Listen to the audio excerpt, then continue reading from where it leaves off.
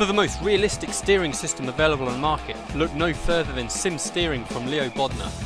Designed and hand-built at the home of British Motorsport's Silverstone circuit, it's extensively used by professional driver training centres and race teams including Formula 1 since 2010. The high precision and completely linear response coupled with high strength provides the ultimate in realistic steering force feedback.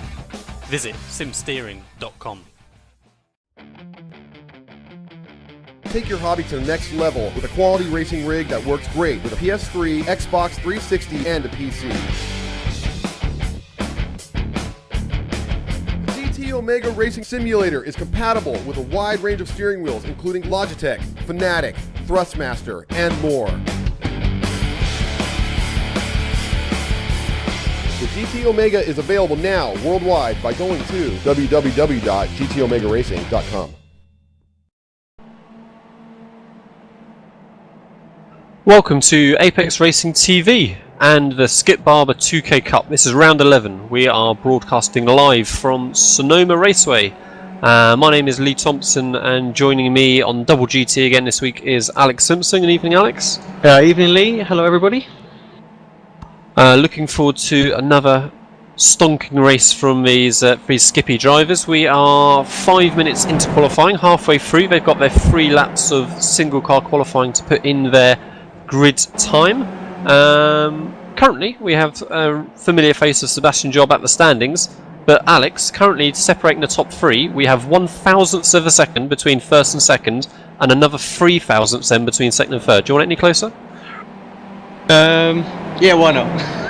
That's just crazy. Well, Riku Alitalu is trying his best as well. He's just a few hundredths further behind as well, so Riku is a driver we haven't seen in this series here for since the beginning of the season. I think he did 1 or 2 races at the very start, but Riku Alitalu is showing that he's going to be bang on pace straight away, I think.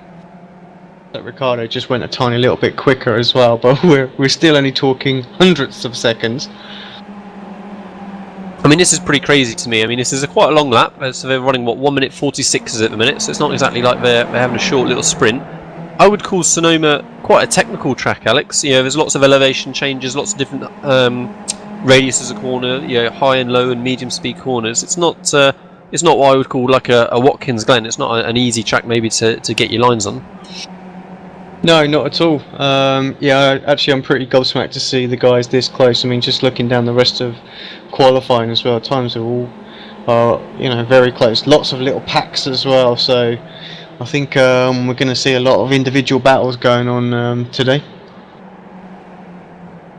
So Sebastian Job is currently on a hat-trick of wins from the last 3 rounds, so he's got the last 3 in a row.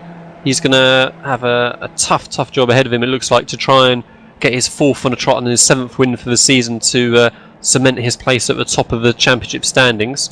He's got, I think everyone's got 1 more flying lap to go. I think we've got a couple of people towards the end and then 1 more lap to go, and we'll come to the end of our qualifying session to see who actually gets this provisional pole position. Sebastian Job, I'm just watching coming out the final corner now.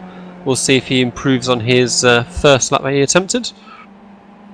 I was just quickly looking at the championship standings, Lee. Looks like we've got a few movers from last week's race. So Philippe Labour moved himself back up into third spot.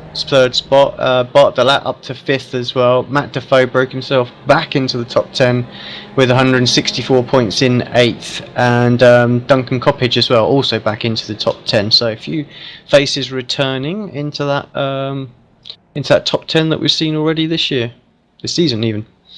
Alright, well, Sebastian Job has completed his qualifying now. He's done his next lap and he's disconnected. Well, not disconnected, he's left the track now. So he's currently on that pole position. He improved his time by exactly 0.3 of a second. So he's now got a 1 minute 46.046. Next up then is Riku Alitalu, half a tenth behind. Finisher Trocha, another half a tenth back from there. Ricardo Ferreira and then Philip Labour is then currently our top 5. So we'll see who else is on a hot lap still. But Sebastian Job looks well and truly on it again. Yeah, absolutely. It doesn't. It's amazed me each week actually that he can go out there and bang these laps in very consistently. He does it in the official series as well. I know he's been driving a lot of other cars this week as well, so yeah, not had as much practice time as you might expect, and still manages to himself top of the qualifying even.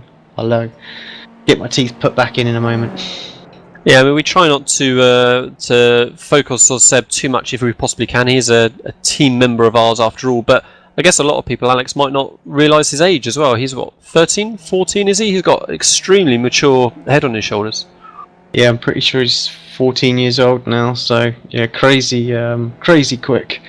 But yeah, like you say, the maturity that he shows out on the track, you know, I see him with battles, things like that, and he does pick the right fights, he waits for the right opportunities, very patient out there, and it's very wise head on top of those shoulders.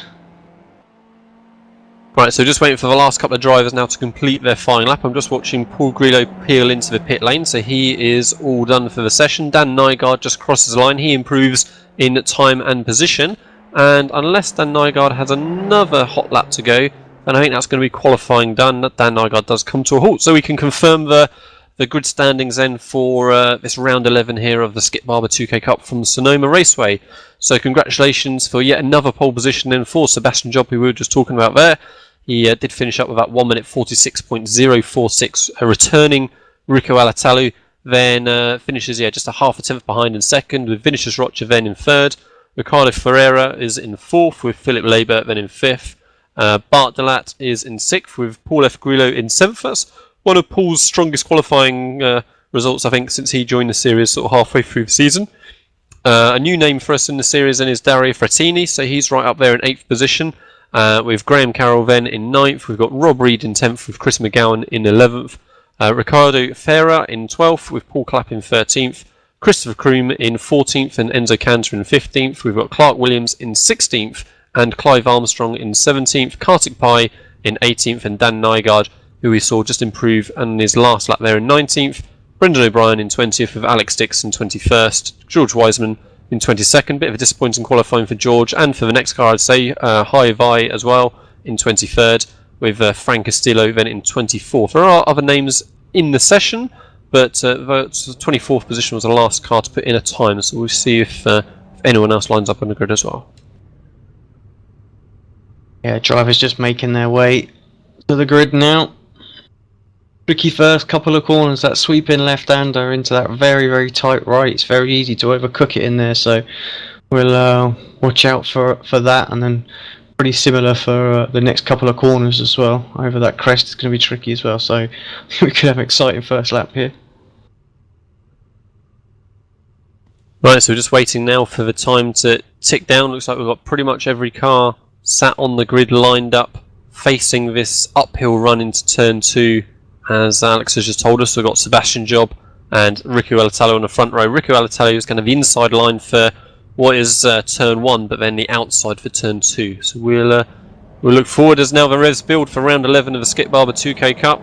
I'm waiting for Sebastian Job to launch off a line, and green flag, and we are away. So pretty clear start from everyone. It's normally pretty even off the line, and we'll see now how they turn into turn 2. Yeah, this is it, coming up through this uphill into this right-hander. Everybody seems to be giving each other room back there. Yeah, look pretty keen. I've got Bart Delat and Philip Labert side by side now as I head in towards turn 3A. I think Philip Labert's going to have that position. Bart Delat's going to find himself on the outside now. Yeah, Bart having a look up the inside here. Oh, just perhaps gives Philippe a little love tap there, pushing him wide, and I think Philippe's going to lose a couple of places here, but Bart back up to 5th place. So with that little bit of squabbling there, the front 4 have broken away already. Sebastian Job has got probably a second lead, maybe a tiny bit more over Rico Alatalu. Then we've got Vinicius Rocha tucked in his gearbox with Ricardo Ferreira right there as well. We've got a relatively big gap now back to Bart Delat. Then Paul F. Grillo it was, with Dario Frattini having a good first lap as well. Philip Labert then, and Rob Reed. Yeah, good lap so far from everybody. Like I say, a lot of patience shown in those first few corners there. I kind of expected to see a lot of wheel-to-wheel action and perhaps a few cars going off. So good driving from everyone out there. Everyone through cleanly. I'm not seeing any retirements or anything at this point. So just that only little bit of wheel-to-wheel action from Labert and Bart Delat there. So it was a come up to turn 11 now to complete the first lap. Just to remind any existing or to point out to any new viewers that these guys will have a pit stop that they're required to make, so they're all fuel limited. They have a pit window which tends to run through the sort of the central 2/3 of the race where they can make their scheduled pit stop, and we'll see how this strategy changes things up as we go through the race. Looks like Bart Delat's doing a decent job to try and bridge that gap already between these two groups forming just after that first lap. Full clap into the pits as well, so I'm not quite sure what happened to him, but whatever it was, it's caused him to pit early. Looks like we've got Ricardo as well, right back in 25th place, might be struggling out there a bit too, so looks like we have had some victims in that first lap. Yeah, not a bad hit rate from the 24 cars that we had line up on the grid. Rico Alatalo has closed right back up now on Sebastian Job in that first lap. So Sebastian broke away in that first half, but now that really is well and truly a 4-car group with Bart Delat then a little bit no man's land. Paul Grillo then in 6th with Dario Frattini still in 7th. Philip Labour then maybe slightly disappointed to be in this second group then in 8th. Graham Carroll in 9th. Rob Reed is in 10th. We've got Chris McGowan then 11th with Enzo Cantor in a pretty strong 12th for him. Christopher Kroom then in 13th, Clive Armstrong in 14th, and we've got currently Clark Williams then rounding up the top 15. We've seen recent weeks the guys out front have been very, very patient. No one's really tried to put a move on anybody. Their main goal has all been about break. Oh, Sebastian very, very sideways, runs off the track. He's going to lose a position here surely to Riku as he looks up the inside.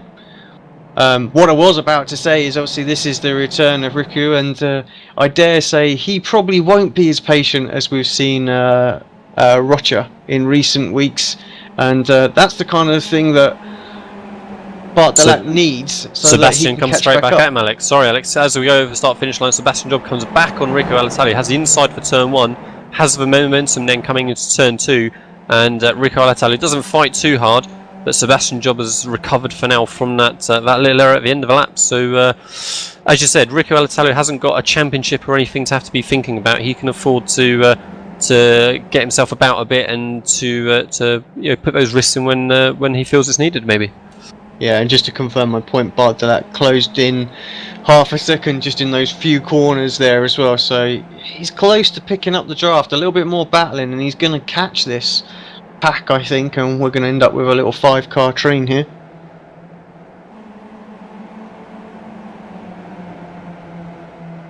Yeah, slow lap there from Sebastian with his little off track that he had. He was 8/10 slower that time around than Rico Alatalo, let alone Bart Delat, who was another 10th quicker from there.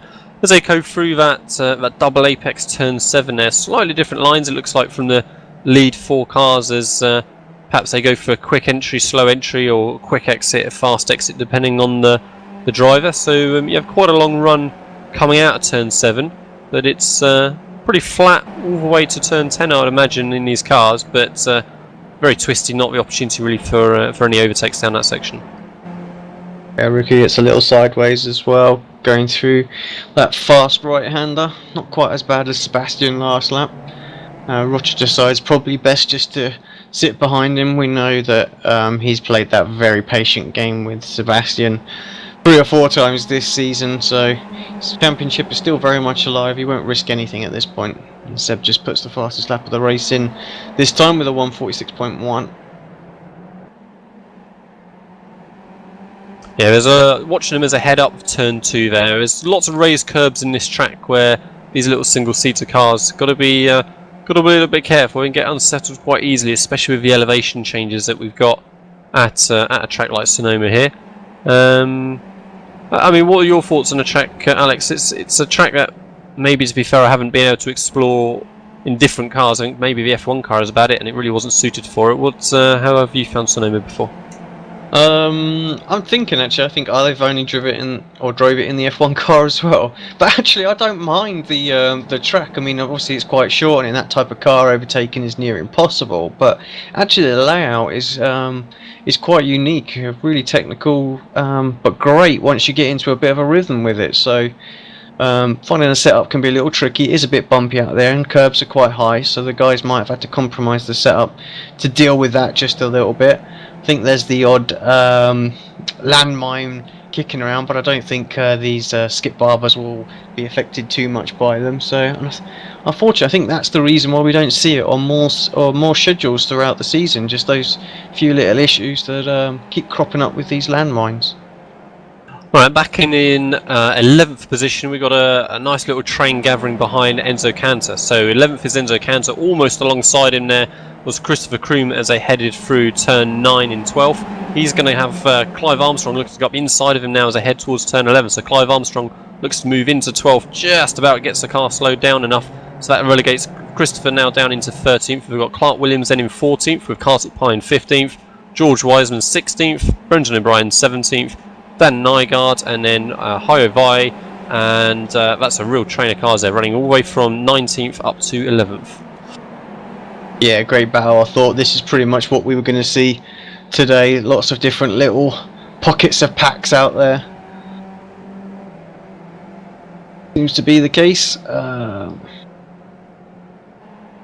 Looks like maybe Enzo at the front of that pack is sporting a little bit of front wing damage, which could explain why we've got this bunching behind. I think we had something similar, I remember, at Okayama, I think, with Enzo, where we had this big group of cars behind him trying to manage a damaged car. We've got Clive Armstrong and Christopher Kroom very, very close together again as they headed through turn 5, and then Clive Armstrong, that is, who spins and is ahead into turn 6. He collects Clark Williams as well, so very unlucky there to Clark. I kind of glanced away from the screen for a moment. I didn't quite see what started off Clive's spin, so whether it was contact with someone else or he just lost it himself, but the rear seemed to just step away. Yeah, it did just look like that. Unfortunately, I think Clark Williams was a bit of an innocent victim there, and he's come off way worse. He's limping back, he's got all sorts of suspension damage, and now spins out onto the drag strip. Yeah, it was a shame that. It was looking like a fun little group to be driving in. Looking back at the leaders, they're still as we were. So we've got Sebastian Job in first, Rico Alatello in second. Sebastian Job, Alex, clips the wall on the exit of turn 11. So hopefully he doesn't suffer any damage there. I think these cars will maybe cope with the odd little tap here and there, but he doesn't want to be doing that too much. So Rico Alatello's got a good run now as I head towards turn 1. Be a bit of a dive to go for turn 2, so I think he's going to sit there for a moment. But Sebastian Job certainly seems to be pushing hard, with Ricardo Ferreira climbing all over the inside curb there at turn 2, and Bart Delat still tantalisingly close, just out of reach of a real draft effect. Yeah, a couple of uncharacteristic errors creeping in for Seb, I think, in this race. Perhaps Riku putting him under a little bit more pressure. Not a new name or a new face. These guys have raced each other a little bit, but I know Riku's been away for a little while, so yeah, perhaps a little bit more racy, putting Seb under a little bit more pressure than what he's had to deal with in recent weeks, and perhaps that pressure just making a little bit of a toll. I'm feeling that Ricardo Ferreira is feeling pretty racy as well. He doesn't want to sit behind Vinicius Rocha any longer, so he almost is up alongside now as they head in towards turn 7. He does go up the inside of turn 7. Maybe doesn't quite break as late as Vinicius, but he's able to hold a much tighter line. Great job there by Ricardo to get the position on the apex, but Vinicius gets a much better drive out the corner, and he's regained that position for now. So yeah, Ricardo Ferreira wanting not to get dropped by the front two and trying to get his way past Vinicius any way he can. But that just 1 second behind Ricardo at this point. That has got to be uber close to picking up that draft, and we know what kind of an effect it has in this little skippy. If he can just catch onto the back of that, he'll soon zoom up to the back of him. Technical term, of course. It's interesting the line that you're able to take here at turn 11 as they head onto the pit straight. You've got the tyre barriers there on the apex, but you're really able to completely ignore the road markings itself. It seems all of the cars there are all four wheels comfortably over the inside line, and as long as you avoid the tyre barriers on the inside there, having a quick look at a little battle back here, Lee. Sorry to interrupt you. Bill Lawrence going up the inside of Fran Castillo here in the hairpin. Good move done, actually. I think Fran's going to lose a place to Dario Frantini as well. So good opportunist move up the inside there. Yeah, Dario must have had a bit of an issue earlier on. He was running up well inside the top 10 at the beginning of the race. Yeah, Dario having a look as well on Bill too. I'm not sure he's managed to make that stick. I think he has. Good driving from there. Two drivers or two spots in two corners.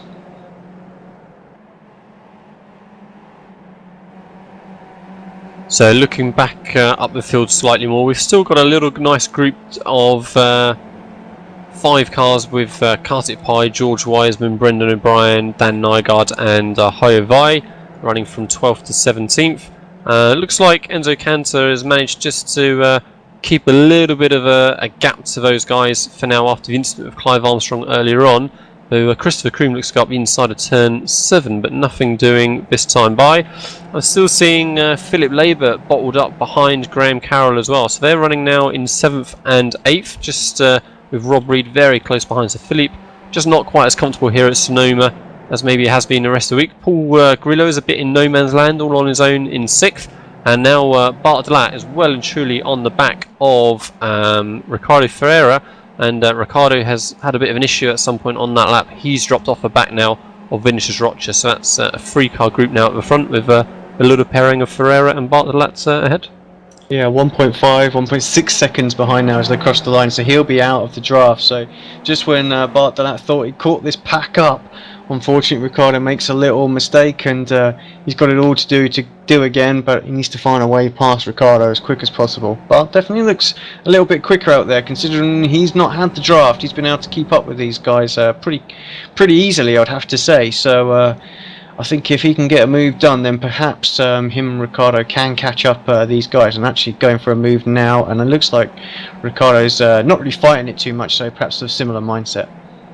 Yeah, so straight through for Bart Delat as they head in towards turn 6 now. So Ricardo will be helping that he can use Bart Delat to drag him back up to that lead group again. He knows Bart Delat's been closing on him the last half a dozen laps or so.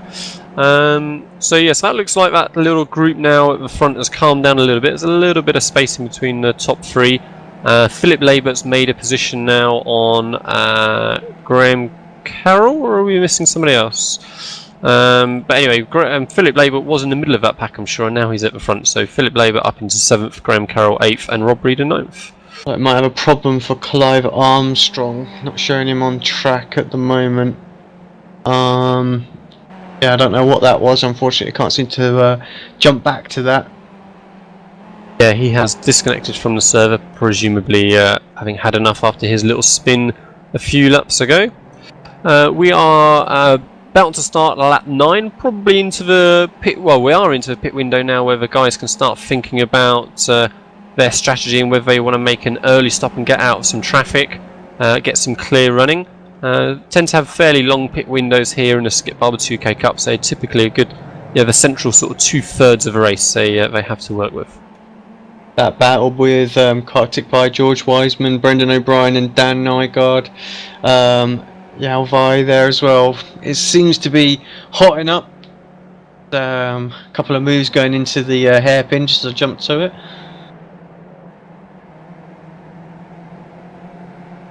And I was watching Rico Alitalia getting a bit out of shape a moment ago as they headed through turn 3 and turn 3A.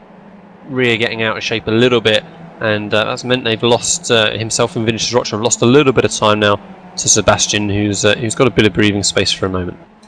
Yeah, 1 second gap shown on the live timing screen for us. Just not quite enough to get a breakaway for Sebastian here. Just inside that draft area. And I'm watching George Wiseman looking to line up a move now on Kartik Pai as they head in towards turn 7. I think George has got the inside line as they head into that heavy braking zone, one of the heaviest braking zones on the track, and he hits his apex pretty clean, but Kartik Pai is trying to hang around the outside. We saw earlier with Vinicius that you could get a good drive coming off the outside of that corner. He's going to have the inside into the first of the S's here, and George Wiseman's hanging on side by side. They're still side by side going through the S's, and finally Kartik Pai has to recede the place.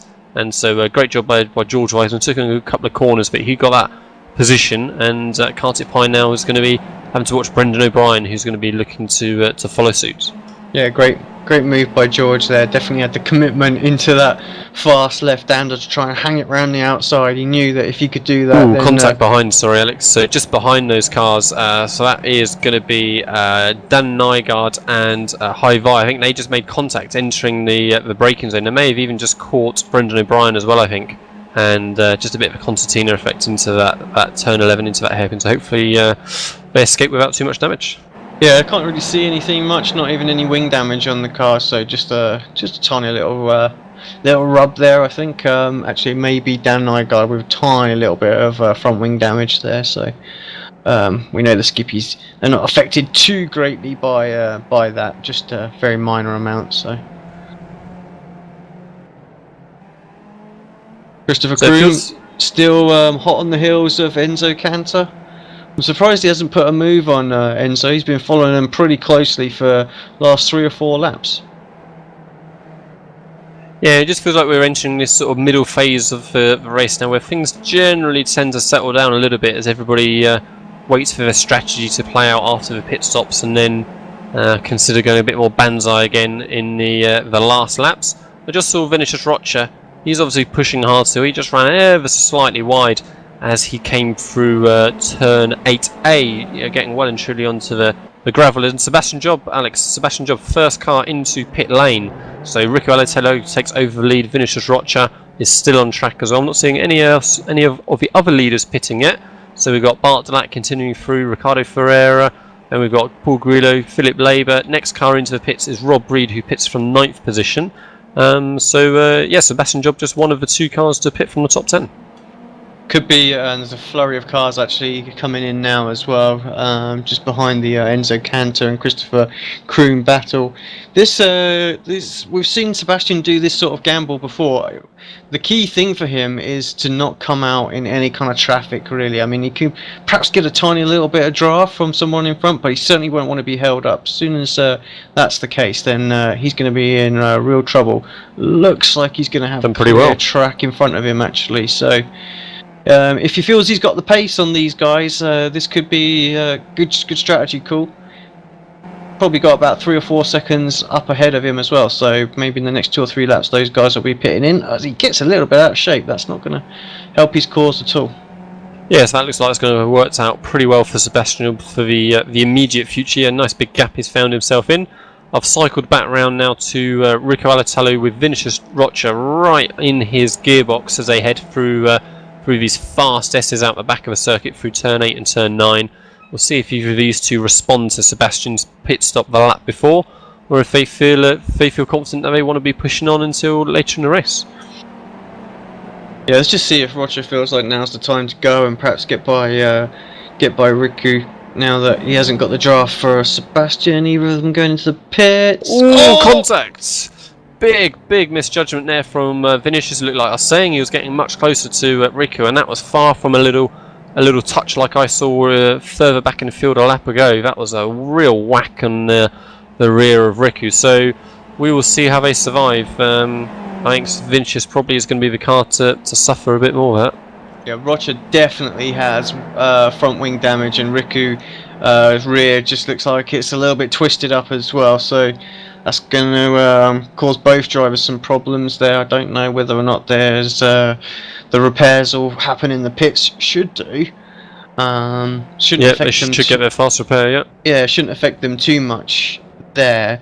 Now might be the time I would suspect that they're going to jump into the pits as well. So that's all playing into the hands now of Sebastian Job, and if he can continue his clear run of outlaps. I'm seeing Bart Delat and Ricardo Ferreira not a long way behind Vinicius now, so they've definitely gained a good chunk of time through that little incident, not surprisingly.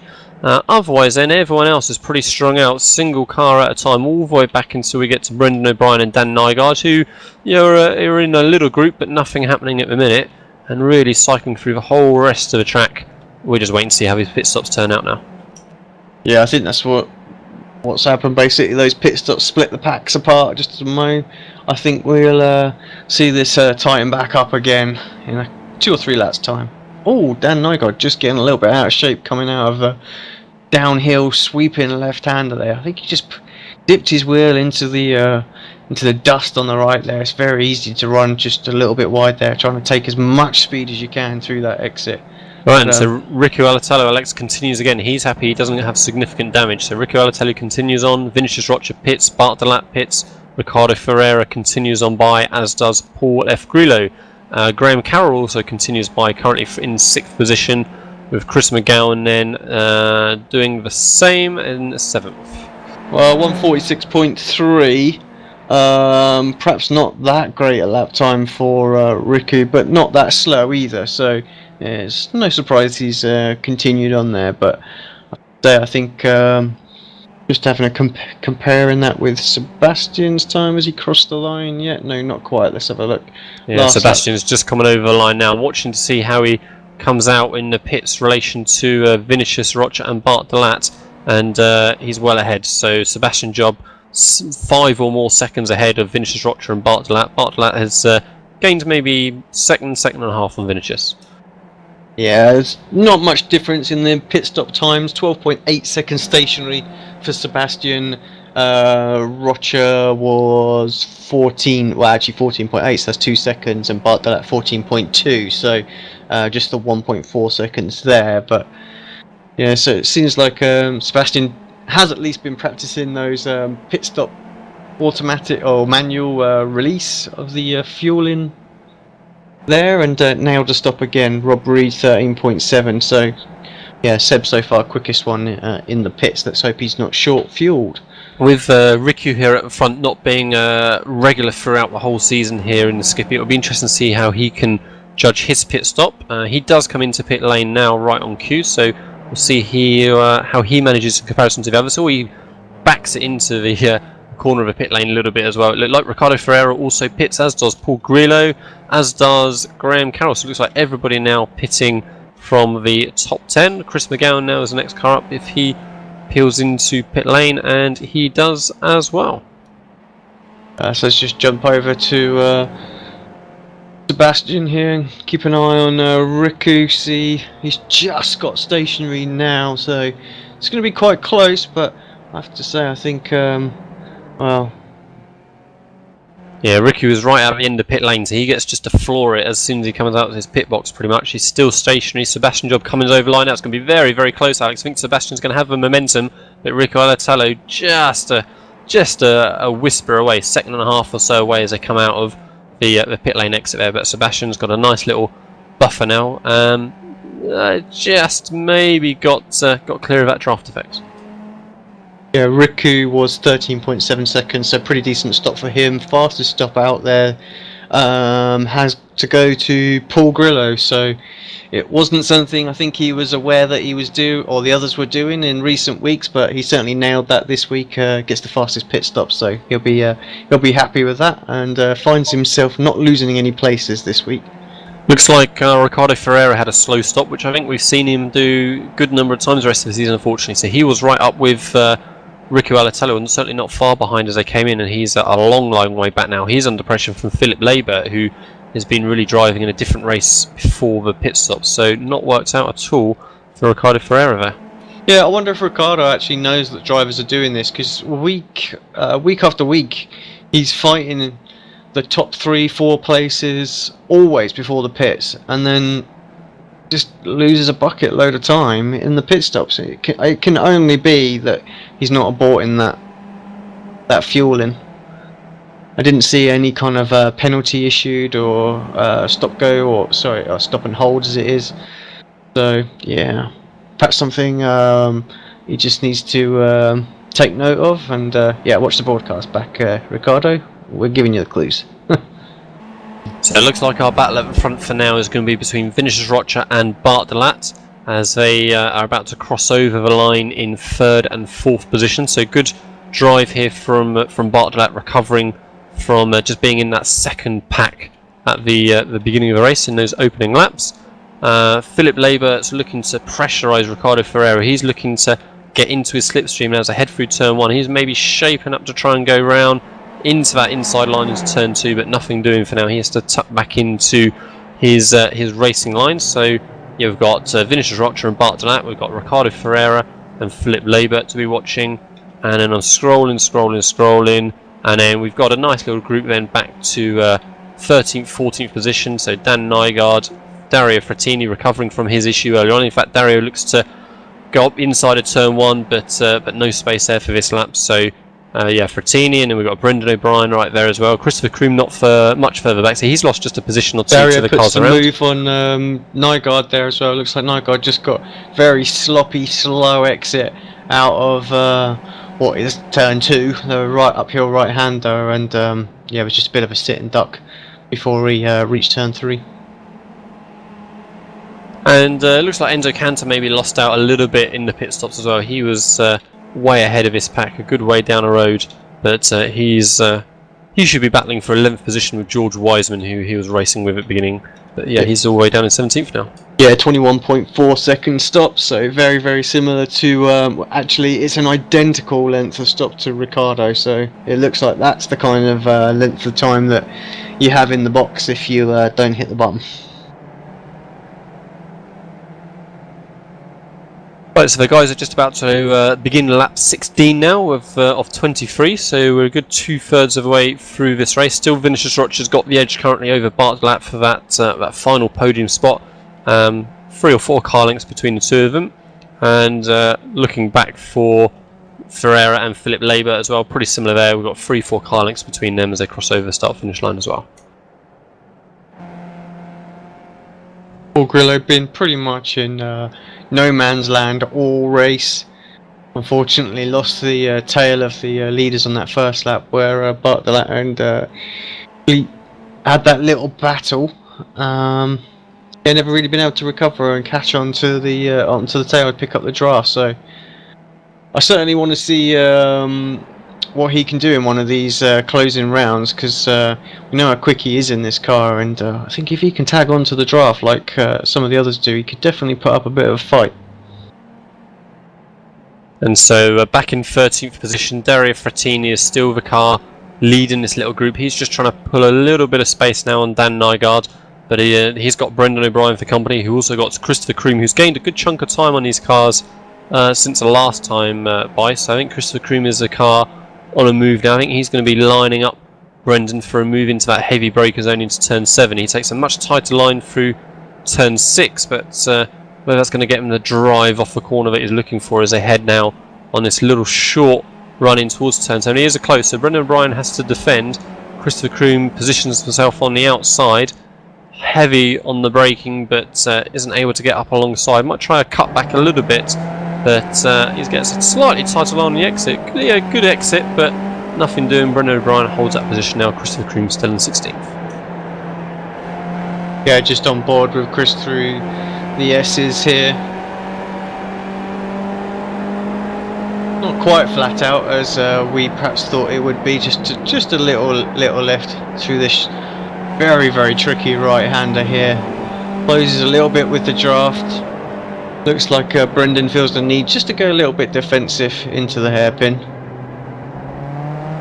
Could give Chris the opportunity to get a good exit. He does get a good exit, but I think looks like Brendan's got enough of a draft to really keep Chris at bay here.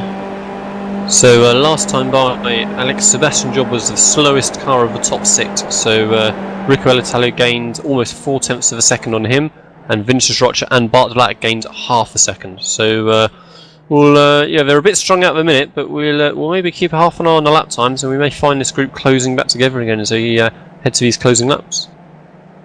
Yeah, I wonder if Seb perhaps just a little bit too little fuel, and feels the need to do a bit of lift coasting out there just to save it. Might be a little bit marginal.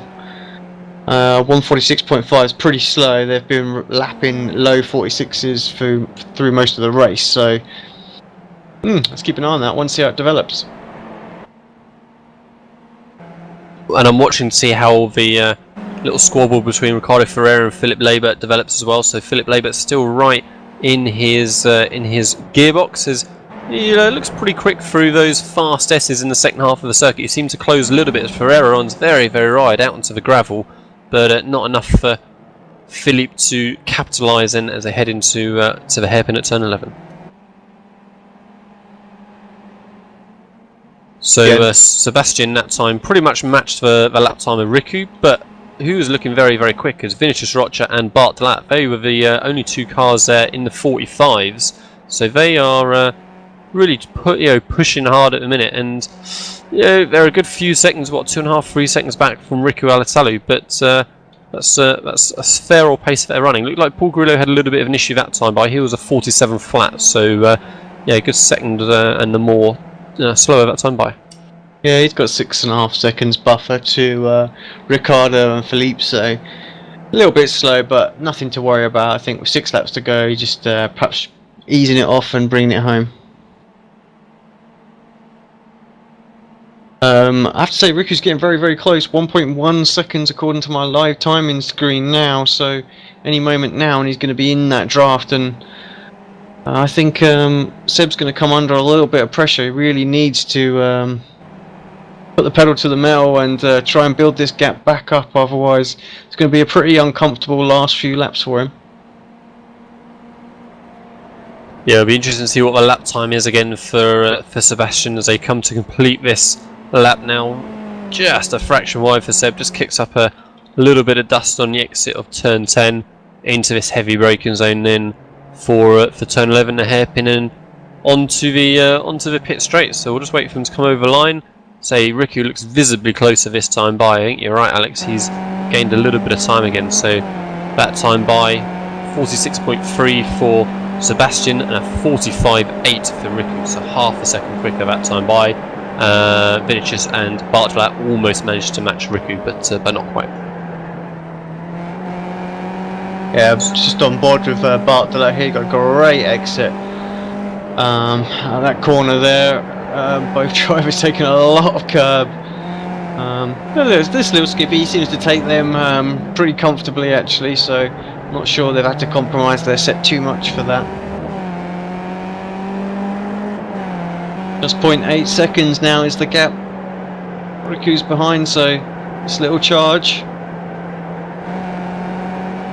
Certainly not going to do it on the last lap. He's going to get up to him. I think perhaps next lap he's going to be right on Sebastian's tail here. Yeah, we've not seen these guys battling since the very start of the season. I think Bathurst certainly comes straight to mind. I think in our little pre-season race that we had for the Skip Barber 2K Cup, where there were lots of fueling issues for different cars, but that was a cracker of an end of the race, I seem to remember. Vinicius Roch is still under lots of pressure from Bart Delat as well for that podium spot, as is Ricardo Ferreira from Philip Labert. So we've got these little pairings for the top 6 positions, and Riku Alatolo, Alex, is right with Seb now. He's on his gearbox. Yeah, just 0.2. I'm pretty sure Seb is having to save fuel. I can't think why he'd be running as slow as he is. I mean, for Seb, he doesn't need to necessarily win this race. He just needs to make sure that he beats Roger out there. Riku, here he comes. He's not fighting. But he's not fighting for the championship, so yes, if he gets half a chance, he's definitely going to go for a move here. Yeah, it looked like Riku takes a fair bit more curb that time by as they head through turn 2. Sebastian and Riku are closer now to each other than Vinicius and Bart are. So Bart Delat's just dropped a couple of car lengths. Sebastian Job very, very wide on the exit of turn 3, leading to turn 4. Struggles to get the car slowed down in time for turn 4, but manages it. So yeah, we're seeing a few errors creeping in this race for Sebastian. He's maybe just feeling that pressure a little bit more than we've seen in previous rounds. Say his 6 wins that he's managed of the 10 races so far is pretty dominating. But yeah, Riku is sniffing win here. Yeah, 146.7 for Seb. So he's getting slower out there, which I'm going to stick by this. I think he just short fueled just a tiny little bit, and he's got to save maybe 0.2 of a litre or something like that out there, and a couple more slow laps, and he's probably done that. But whether or not he's going to hold on to his position, I don't know. He's trying his best out there. Having a little look further back, the battle between Dan Nygaard, Brendan O'Brien and Christopher Kroon continues to well, actually they've been pretty stationary for a while, so I would hope one of the guys would put a little move on, try and spice this up a little bit, but they almost seem like they're waiting for a last lap shootout amongst themselves as well. Enzo Cantor, I think, might have just retired as well. Seems to have dropped off my timing screen. And so we're running out of laps now for Riku Alatolo. Just a couple of laps to go. Sebastian Job gets a little bit of a poor exit coming out of turn 2. Go Riku a good run on him, but he just lifted a little bit before the next corner, just gave himself a little bit of space. I think he's just going to be lining himself up for where he's been thinking about his move. It's really going to be the entry to turn 7. You would think would be his best opportunity, either this lap or the next lap, or possibly turn 11. So those are his 2 big braking opportunities, but he may not even have to wait to fence. So Sebastian Job runs a little bit wide through turn 6. Rico Alatalo is up inside, and Sebastian's going to have the inside now for turn 7, but I think he's going to struggle for momentum a little bit. Rico Alatalo needs to hold that quicker outside line and get that drive off the corner, as we've seen cars do earlier in the race, and he does manage to for the first half of the corner, but doesn't carry that momentum for the second half. So Sebastian Job covers that off for now. He remains ahead, but Rico Alatalo can see this race win here in the Skip Barber 2K Cup, and he's on it. All the time they battle, Rocha is getting closer and closer, bringing Bart the lap with them as well. Those guys lapping quite consistently in the 45s. Riku down to 46.7 that lap, so not able to put a move on Seb, getting slowed up as well as they're deep on the brakes into the hairpin. Got 3 laps to go, 2 laps after this one. I'm not sure Rocha's going to be able to get onto their tail. It's going to be close. 1.7 seconds the gap on the live screen at the moment. They're going to have a back marker to deal with in a moment as well, which could spice things up. So we've got Frank Castillo, who is going to be lapped shortly as the leaders stomp their way through that turn 2 there. Slightly different apex speeds from the 2 cars there, it seems, but yeah, Rico Alatalo less than a car length behind still.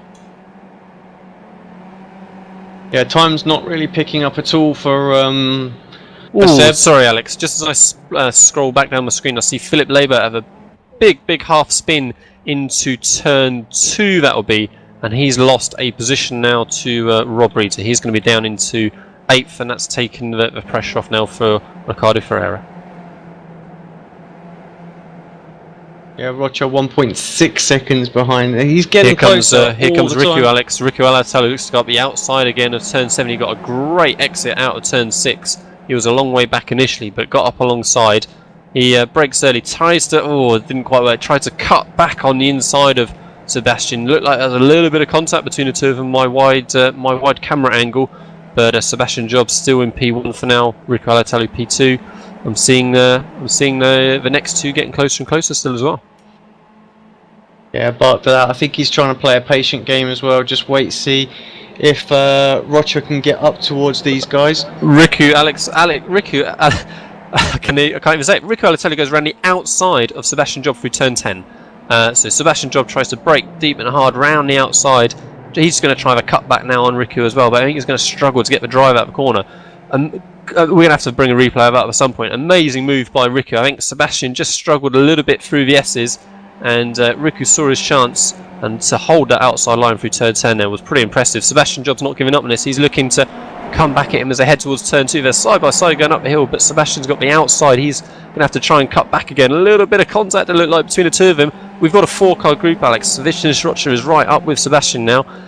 It's all kicking off. Final lap. Yep, just saw a little replay of that as well, so managed to get that in. Great move by Riku there. Seb up to the inside. Oh! That looked like an opportunist move there. Just enough room there. Yeah, opportunist move there for Sebastian, trying to look to nip by a place that wasn't expected. Maybe almost got it done, but they head towards this turn 6 now. We've seen a couple of overtakes here done early in the race. Finish just looks to go the inside of Sebastian as Sebastian tried to go around the outside of Riku. Sebastian may be in a little bit more trouble here. Finish just Rocha got a great run through that turn 6. Doesn't quite get the drive off the corner though, so they're still as they were for now. Riku Alatalo defending hard there. Sebastian Job tries to dive up the inside at the last moment. That looks rather Daniel Ricciardo-esque, and Sebastian cuts back to the inside. Sebastian Job has got the inside then as it exits turn 7 there, side by side coming through the S's. I think Sebastian didn't quite get the drive coming off the corner, but he's hanging in there. How is this going to turn up? Riku Alatalo almost sideways through the S's as well. Vinicius Rocha just touching the back of Sebastian Job. Bart Delat here could win the race, Alex. Riku Alatalo's got a little bit of breathing space. The next 3 cars are all almost side by side coming through turn 10. I'm going to have a breath. Yeah, Bart Delat. Oh, 2 drivers there off wide. I think Riku's going to slow it down, Vinicius. Okay, Sebastian Job might just get away with this. Is going to be side by side with Bart Delat as they come out the corner. Rico Alatalio's got the race won. Sebastian Job's going to win the drag race into the start-finish line, or to the finish line, over Bart Delat, and just about manages to hold on to that second position. Vinicius Rocha misses out on that podium spot after outbreaking himself into the hairpin. And what a corker of a last lap we had there. Paul Grillo crosses the line in 5th. Ricardo Ferreira finishes in 6th. So actually, did Paul Grillo get ahead of Ferreira there? No, he was already ahead. That's fine. Rob Reed then crosses the line in what should be 7th, with Philip Labour then in 8th. Graham Carroll in 9th. And Chris McGowan rounds up the top 10. We'll confirm the rest of the results a bit later on. Actually, a good battle going off here into the final corner. Brendan O'Brien and Christopher Kroom. I just thought for a minute Chris was going to get a move done, but yeah, just didn't quite get his braking right there, and they're pretty much as they were. So 14th and 15th for Brendan and Chris. What a race there we had at the end. The race, quietened up a good fair bit through that middle section. We were just waiting for things to develop. It looked like those front 4 cars had strung out really too much after the pit stops. But Sebastian already in the comments, in the driver comments, confirmed what Alex had figured out, that he was massively fuel saving, was Sebastian, which meant it caused everyone to close back up again, and that brought us that amazing last lap there. We're going to have to do I think a replay of that whole final lap, Alex, is going to be in order. Yeah, let me see if I can get that up now.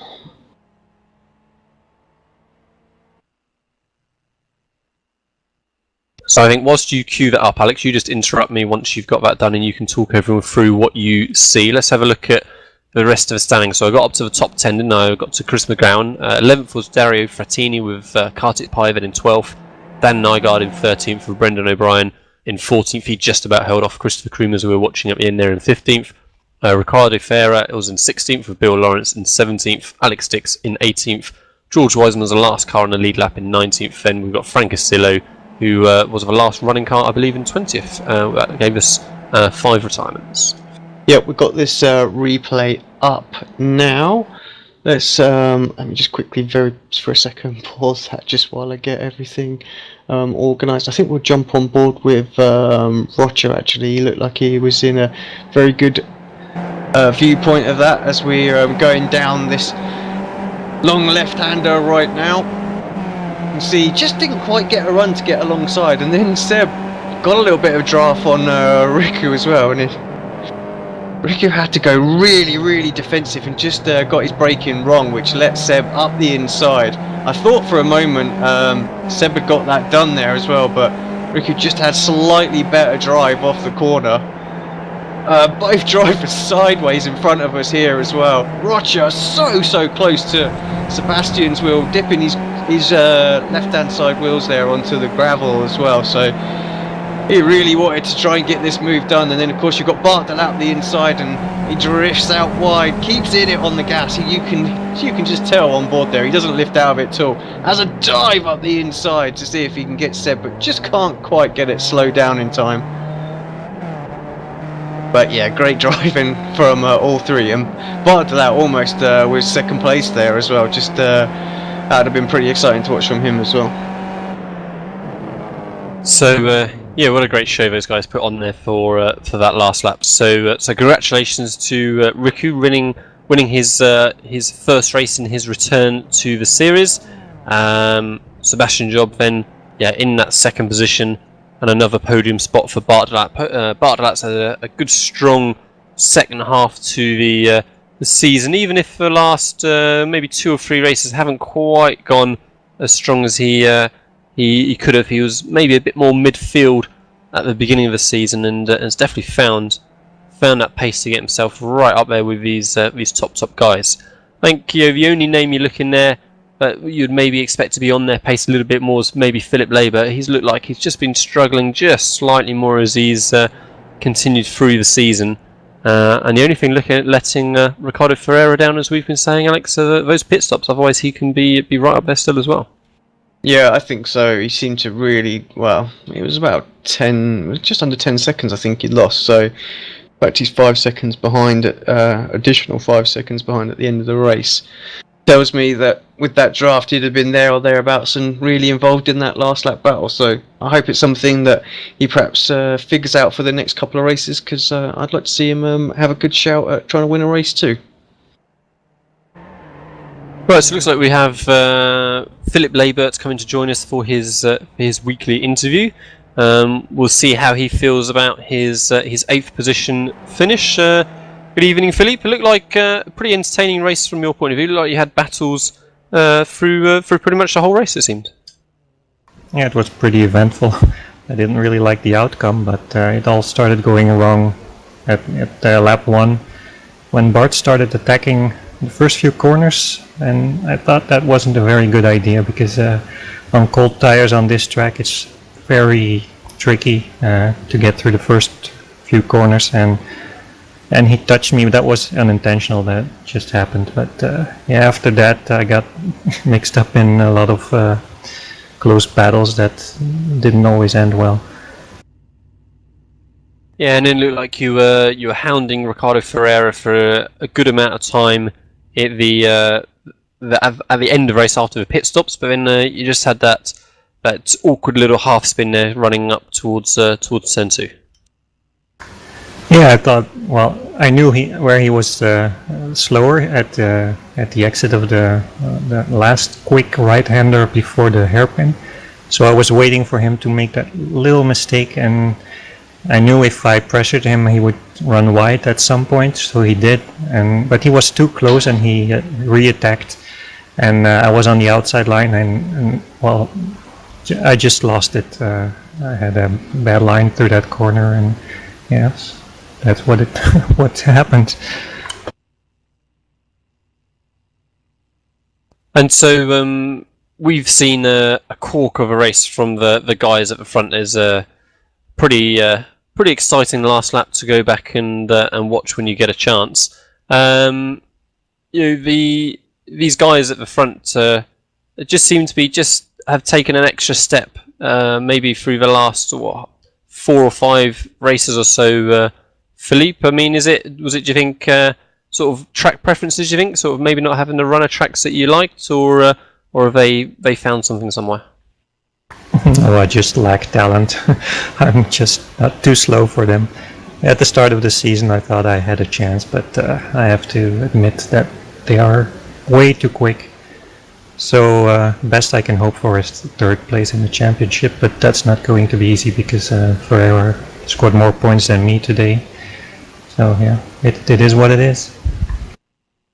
And so next week we're running at Sebring International Raceway. Obviously famed reputation for the bumpy final 2 corners. What do you think that circuit's going to be like for these little skippy cars?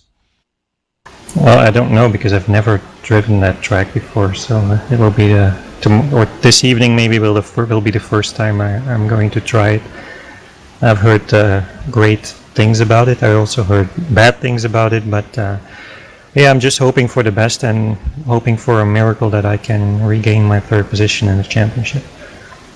Well, nothing can prepare you for how bumpy those last couple of corners are going to be. So look forward to that. But unlucky then with that little spin towards the end of the race. But good job in the battle for the rest of the race long, and we look forward to seeing you again next week at Sebring, Philippe. All right, thank you. See you next week. Bye bye. Right, so next up in the Ready for Interview channel is going to be our race winner, Riku Alatalo. After that pretty epic last lap between Riku, Sebastian, Vinicius, and Bart. So good evening, Riku. Congratulations on your race win, returning to the Skip Barber 2K Cup. Hello, and thanks. So that's a couple of pretty awesome races you had this weekend. We had a good little battle with your teammates earlier on in the Ford GT, but this one I think pretty safe to say just tops that slightly. The last lap was completely crazy. I mean, my hands are still shaking from the action. Like, we had like 4 moments in one lap alone that could have ended up in a crash, and wow, probably the best lap of racing I've ever had. And so it felt like it was a little bit of a slow burner of a race earlier on, sort of mid-race, where everyone was just waiting to see how those pit stops are going to develop, and you're sitting there in Sebastian's slipstream for your majority of the race. I mean, did you feel like you might have a pace on Sebastian, or how did you see it going?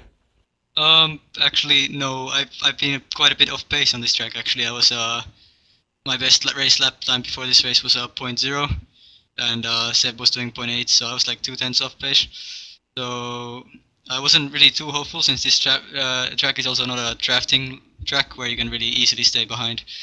So I was quite fortunate that he made a couple of mistakes. I was going to lose a draft, but then he made a few mistakes and I was able to catch back up. And I was actually quite surprised that he pitted that early. I wonder, maybe he noticed that I was struggling to keep up and he wanted to pit early and maybe pit ahead, which almost worked if he didn't have to save fuel, which was quite unfortunate for him. But yeah, no, I definitely did not have the pure base to win the race. It was just luck, I would say. Well, you tend to make a lot of your own luck in life, as most people would probably testify. But the series next week, Riku is running at Sebring. Are you going to be joining us again there for fun in the Skippy? I still have to think about it. I mean, I took a 2-month break from iRacing, and it's been fun coming back past few days, running a lot of Star Mazda and Skippy, and been fun again. So let's see.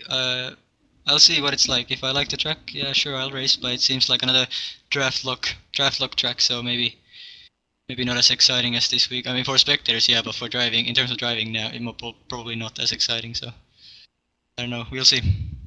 Cool. Well, we'll await your decision next Sunday night then. So congratulations again on the race win, and we look forward to seeing you in any future broadcasts that you may pop up in. Thanks. Hopefully see you on Sunday. Next Sunday. Okay. That is. Thank you. Well done again. Thanks. Bye. Right, so I think that's going to be completing our broadcast for the week. Then, Alex, remember everyone, you can contact us at ARL TV on Facebook and on Twitter, and we'll be planning on returning again, next week at the same time as we said at Sebring. Sebring modified, the description says. So I'm not exactly sure what exact layout that's going to be, but that'll be interesting to find out next week. Yeah, it should be a good race. I'm just trying to think what the modified is. I just think that's the short version, isn't it? Like half of the track, it sort of comes back on itself. It looks like it doubles back at turn 2. So that looks like well, frankly, that I can see why Riku maybe isn't looking massively excited about that. I'm looking at the track map now. It looks like 2 long straights and 2 sort of double backs on yourselves at each end. So we'll see how that goes. Could be say very much that drafting layout, but yeah, it's a much shorter version of Sebring than we might otherwise be familiar with. So it'd be interesting to see how the guys cope. So thank you to Alex as normal for working the double duties of the cameras and the commentary. That pretty epic last lap Alex made up for a mediocre middle 2/3 of the race. Yeah, I agree. Absolutely, it was awesome, awesome race, and while it might be a bit of a draft track next week, let's hope we can get similar sort of final lap battle from a spectator point of view. We always love those.